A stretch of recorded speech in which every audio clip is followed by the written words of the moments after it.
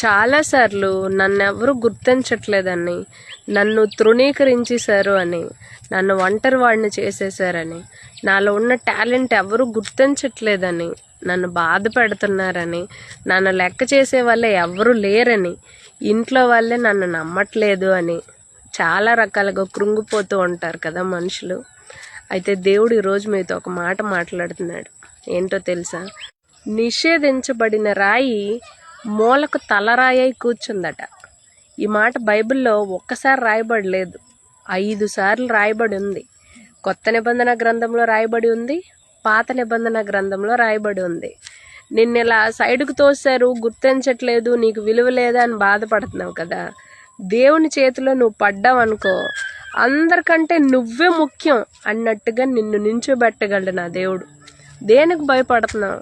దేవుని చేతిలోకి నువ్వు వెళ్ళు, ముఖ్యమైన మూలరాయిగా మారు.